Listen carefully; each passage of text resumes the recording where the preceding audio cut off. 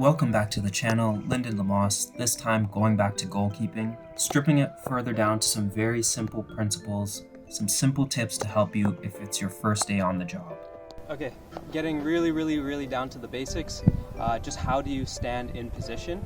So what you want to do is keep your legs about shoulder width or just outside shoulder width apart, down into a quarter squat so that you can feel your legs and your hips activating. You want to keep your weight forwards, so head and chest a little bit forwards, and you should feel the weight shift from your heels to the balls of your feet. You can think of it as if you were to stack like 2 or 3 credit cards under your heels, just that little bit, not too much really up high so you're out of balance, but low, weight under the balls of your feet. As for your hands, it's a bit up to you.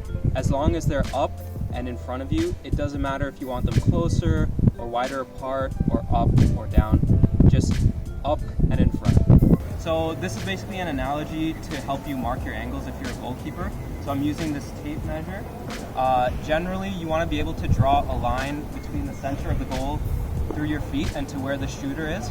So if you wanted to shoot from somewhere else, you can go this way or that way.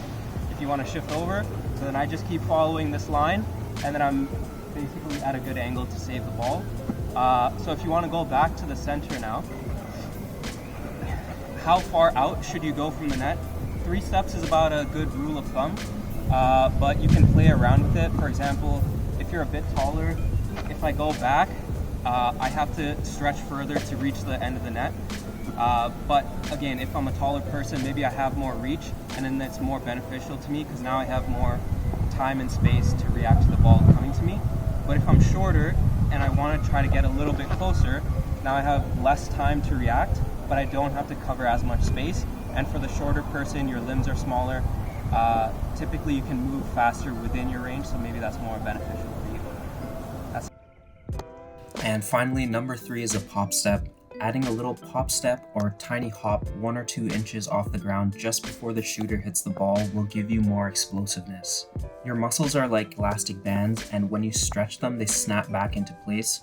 Similar to when a field player goes to hit the ball, they backswing first, or if you were to jump off the ground, you first squat and swing your arms down before jumping up.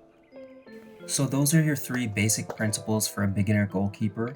1, your ready position, 2, marking angles, and 3, a pop step.